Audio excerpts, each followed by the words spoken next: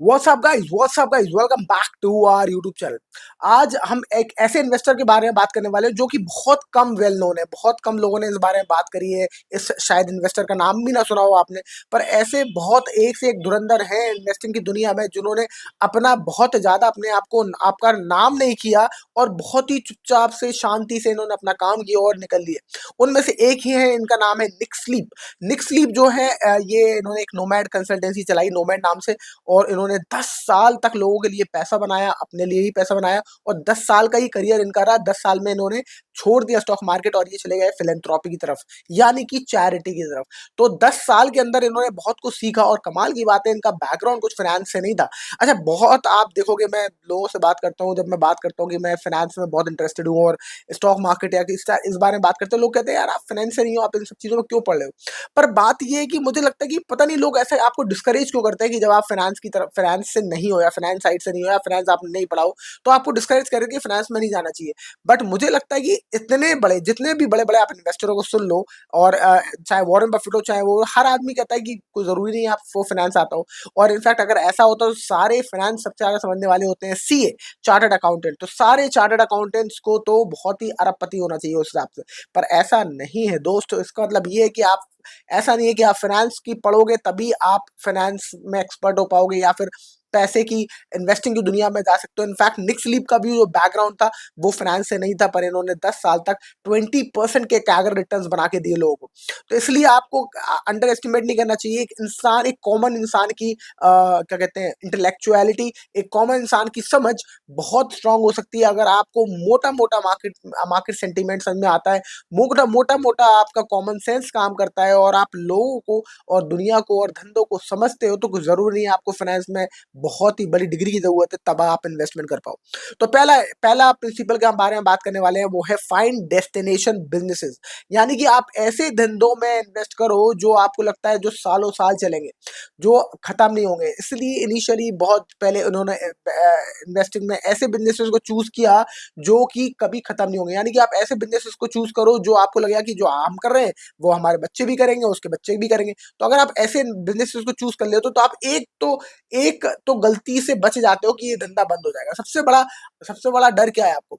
सबसे बड़ा डर आपका वो होता है कि आपका जो कैपिटल है वो खत्म ना हो जाए। तो एक जो चीज बात अच्छी हो जाती है कि अगर आपने ऐसे बिजनेस पकड़ लिए जो सालों साल रहेंगे, तो उसका आपका कैपिटल तो खत्म नहीं होगा, यानी कि आपका कैपिटल तो सेफ हो गया।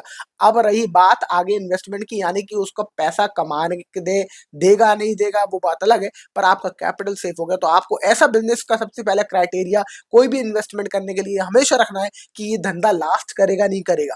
राइट? जैसे हमें पता है हमारे बिजनेस, हमारी क्या कहते हैं, हमारी इकोनॉमी में बहुत ही कॉमन जो स्टॉक्स हैं जो हमेशा लगता है हमें कि लास्ट करेंगे, is like HUL, Britannia, Nestle. तो ऐसे जो स्टॉक्स हैं वो हमेशा आगे आगे चलते रहेंगे, क्योंकि ये हमेशा आपको सामान बेचते ही रहेंगे। सेकंड सेकंड वो कहते हैं कि customer first, share holder wins. यानी कि अगर कोई भी धंधा अपने कस्टमर को ज्यादा फोकस करता है तो आपको हमेशा ऐसे बिजनेस पे ध्यान देना चाहिए। तो अगर आप देखोगे कुछ भी आप ऐसा करोगे कि जो कस्टमर्स के लिए बहुत ज्यादा फायदेमंद हो, यानी कि कोई सामान आपको सस्ते में बेच रहा हो। जैसे कि इन्होंने स्टार्टिंग में इन्वेस्ट किया था कॉस्टको कंपनी में।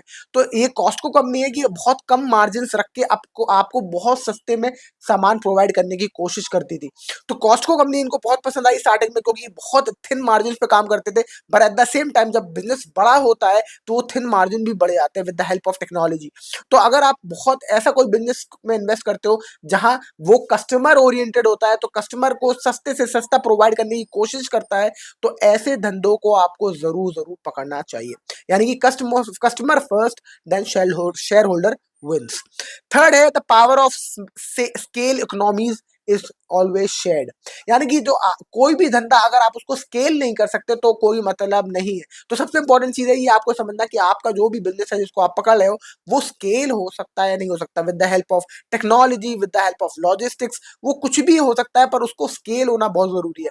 ये बात अलग है कि टेक्नोलॉजी बिजनेस में स्केल होने का जो चांसेस है वो बहुत ज्यादा होते हैं, क्योंकि आपको पता है कि भाई टेक्नोलॉजी के लिए आपको फिजिकल लोकेशन की ज्यादा जरूरत नहीं होती। तो आप बहुत दूर दूर तक अपना धंधा पहुंचा सकते हो। और यही किया अमेजोन ने, और इसलिए इन्होंने अमेजोन में भी इनिशियल इन्वेस्टमेंट किया था। जब अमेजोन सिर्फ किताब बेचता था, इन्होंने तब इन्वेस्टमेंट किया था अमेजोन में, जिससे कि उनको पता था कि ये टेक्नोलॉजी की हेल्प से कंपनी बहुत बड़ी हो जाएगी, और जब बहुत बड़ी हो जाएगी तो लोगों को सस्ते पे चीजें बेच पाएगी। उसका जो जितना वो सस्ते पे चीजें बेच पाएगी, उससे छोटे छोटे मार्जिन से जब ये बड़ा स्केल होगा बिजनेस, तो आपके मार्जिन भी बढ़ेंगे और अल्टीमेटली शेयर होल्डर्स को उसका रिवॉर्ड मिलेगा। चौथा जो इंपॉर्टेंट पॉइंट है, which is focus on long term compounding not short term noise, यानी कि आपको फोकस करना चाहिए लॉन्ग टर्म कंपाउंडिंग पे। बहुत अक्सर हम कोशिश करते हैं कि जल्दी से ट्रेड कर लें और थोड़ा सा हम कमा कमा के निकल जाए, और ये जो टेम्पटेशन है वो हर किसी के अंदर होती है। अगर आपका स्टॉक यहाँ से दुगना भी हो गया तो आपको यार दुगना हो गया यार, अपना पैसा निकाल लेते हैं, फिर बाद में देखते हैं। इनफैक्ट मैंने काफी इन्वेस्टर्स को सुना भी था ये करते हुए कि वो कहते हैं कि अगर आपका पैसा दुगना हो गया, मेरा पैसा दुगना हो गया, तो मैंने अपने कैपिटल निकाल लिया, अब मेरे पास जो शेयर्स बचे हैं वो फ्री के हैं। पर मुझे लगता है कि वही तो पॉइंट है कि अगर अगर आपने वो शेयर निकाल लिया जो आपका दुगना हो गया, वो 4 गुना भी हो सकता था शायद, तो आपने उसको ही कट कर दिया। जबकि जो कहते हैं हमेशा स्टॉक मार्केट में कहते हैं कि you should always always water the cut the weeds and water the flowers. तो वो इंपॉर्टेंट है, होना चाहिए, और वही हम लोग अक्सर उल्टा करते हैं। एक मिनट, आगे चलते हैं और वो पकड़ते हैं पांचवा पॉइंट। पांचवा पॉइंट है कि सिंपल पोर्टफोलियोज कंसंट्रेशन, यानी कि आपको बहुत जरूरी है कि आप अपने जो बेट्स है वो कंसंट्रेट करो। अगर आप बहुत ज्यादा डाइवर्सिफाई कर लोगे, आप ज्यादा शेयर्स में पैसा लगा दोगे, तो आपका ऑब्वियसली आपका जो पोर्टफोलियो है वो बहुत ज्यादा डाइवर्सिफाई हो जाएगा और आपका जो रिटर्न है वो कॉन्सेंट्रेट हो जाएगा। और यही सोच के बहुत स्टार्टिंग में इन्होंने क्या किया, इन्होंने 3 स्टॉक्स में पैसे लगाए सिर्फ और सिर्फ, विच इज कॉस्टको, एक था अमेजोन और एक था बर्कशायर हाथवे। तो इन्होंने 3 स्टॉक में पैसा लगाया स्टार्टिंग में, और कंप्लीटली कॉन्सेंट्रेटेड बेट्स खेले, यानी कि 3 स्टॉक में 70% ऑफ द पोर्टफोलियो पूरा पूरा इनका 3 स्टॉक्स में था, Costco, Amazon and Berkshire Hathaway. और ये बोलते भी हैं इसके क्योंकि अगर आप जब तक कॉन्सेंट्रेट नहीं करोगे अपने बेट्स, आपका वो पोर्टफोलियो ज्यादा बड़ा होगा ही नहीं। तो अगर आपको पता है कि आपके पास बहुत बढ़िया स्टॉक मिल गया आपको, और ये आपको अच्छा बिजनेस है, तो आपको उसमें इन्वेस्ट करना है और लंबे समय के लिए बने रहना है। आपको ये नहीं करना कि आप अपना पैसा 10 जगह डाल दो, उसके बाद क्या होगा कि 10 जगह डाल दोगे तो आप अगर बहुत ज्यादा पैसा भी बढ़ा देता है एक स्टॉक, तो बाकी लोगों के जो एवरेज रिटर्न होंगे उसकी वजह से आपका रिटर्न भी एवरेज हो जाएगा। इसलिए कॉन्सेंट्रेटेड पोर्टफोलियो होना बहुत जरूरी है अगर आपको बहुत लंबा खेल खेलना है। तो छठवां वो के बात करते हैं, इज कल्चर एज अ मोट, यानी कि वो कंपनी ढूंढिए जहां कल्चर उनका बहुत ज्यादा यूनिक हो। ये सोच के इन्होंने हमेशा स्टार्टिंग में इन्वेस्ट किया था अमेजोन में और कॉस्टको। एग्जाम्पल भी देते हैं कि वहां का जो कल्चर है वो बहुत ज्यादा मोट था, मतलब कि वो उनका बहुत ज्यादा यूनिक यूएसपी थी वहां का कल्चर, कि आपको कुछ भी हो जाए, आपको कस्टमर को साथ ऑब्सेशन में रहना है, आपको ये देखना है कि कस्टमर को आप सही चीज प्रोवाइड कर दो। आप इनफैक्ट हो सकता है कि आप इनिशियली लॉस खा लो, कंपनी को लॉस हो जाए, पर कस्टमर को एक अच्छा एक्सपीरियंस मिलना चाहिए। ये चीज उन्होंने बहुत इनिशियली नोटिस की थी कॉस्टको और अमेजोन जैसे बिजनेसेस में, और उसकी वजह से वो अपना मल्टीपल फोल्ड पैसा बना पाए इन दोनों स्टॉक्स में। राइट, सातवां इंपॉर्टेंट पॉइंट है, invest with a partner mentality, partnership mentality, यानी कि बहुत जरूरी है कि आप ये सोचो कि आप कंपनी में हिस्सेदार हो, ना कि आप स्टॉक खरीद के बेच के निकलना चाहते हो। अगर आप खरीद के बेच के निकलना चाहते हो तो फिर आप कंपनी में हिस्सेदारी की तरह बिहेव नहीं करते। और बहुत जरूरी है कि जब आप किसी कंपनी में हिस्सेदारी की तरह बिहेव करें, तो आप you act as a owner. आपको जेन्युइनली लगना चाहिए कि ये बिजनेस को ऊपर जाना चाहिए यार, क्योंकि इसमें मेरी कंपनी है। जब तक आपको वो सेंस ऑफ बिलोंगिंगनेस नहीं आएगा, आप उस पर्टिकुलर स्टॉक में ज्यादा टाइम तक रुक ही नहीं पाओगे।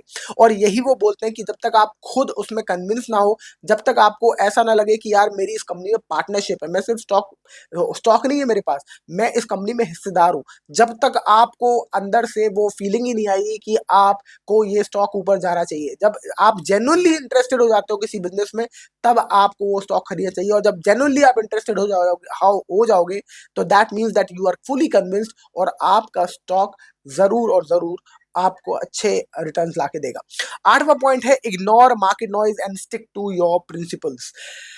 आप ये सोचो कि अमेजोन जब इन्होंने खरीदा, तो जब अमेजोन इन्होंने खरीदा वो सिर्फ एक किताब बेची थी, पर उनका जो किताब का जो बेचने का भी जो कोर प्रिंसिपल था, जो इनका जो किताब के पीछे बेचने के पीछे जो इनका अमेज़न का कल्चर, जो उनका प्रिंसिपल था कि हमें अपने कस्टमर को बहुत ही सस्ती किताबें बेचना प्रोवाइड करना है। तो वो जो प्रिंसिपल है वो बहुत इम्पोर्टेंट था उनके लिए और उससे वो स्टिक करके रहे। यानी कि अगर आपको लगता है कि जितना भी मार्केट में जितना भी हल्ला हो जाए, नॉइज़ हो कि ये इस पर्टिकुलर स्टॉक में ये न्यूज़ आई है, इस पर्टिकुलर स्टॉक में ये प्रॉब्लम है, इस पर्टिकुलर स्टॉक में वो प्रॉब्लम है। पर अगर आप उस मार्केट की नॉइज़ को अवॉइड नहीं कर पाओगे तो आपको बहुत प्रॉब्लम होने वाली है। In fact you should at all cost आपको अवॉइड करना चाहिए मार्केट की नॉइज़ और आपको कॉन्संट्रेट करना चाहिए आपके डिसीजन पे। तो आपने एक बार डिसीजन ले लिया, आपको लगता है ये पर्टिकुलर जो स्टॉक है आपने जहाँ बेट किया है वो बढ़िया है, आप उसमें हिस्सेदारी फील कर रहे हो, आपको वहाँ का कल्चर पसंद है, वहाँ को आपको लगता है इसका कल्चर जो है वो उसका यूनिक यूएसपी है और इसलिए बिज़नेस आगे ग्रो करेगा, तो ये बिज़नेस आगे ग्रो करेगा। तो these are the 8 principles of Nick Sleep जो आपकी लाइफ में इन्वेस्टिंग जर्नी में बहुत कामयाब आने वाली है। आपका कौन-सा इंटरेस्टिंग प्रिंसिपल है और कौन-सा इंटरेस्टिंग आपको इसका प्रिंसिपल लगा ऑफ इन्वेस्टिंग? मेरा जो फेवरेट है पर्सनली वो है स्केलिंग द बिज़नेस कि अगर आप किसी बिज़नेस को स्केल कर सकते हो, तो आप उसमें इन्वेस्ट करो। बहुत इंपॉर्टेंट है कि आप किसी भी बिज़नेस को स्केल कर सकते हो with the help of technology, with the help of media, आपको उसमें ज़रूर इन्वेस्ट करना चाहिए। तो that's it for this video. I hope you like the video. If yes, like, share and subscribe and I will see you in the next video. Thank you so much for watching. Bye bye.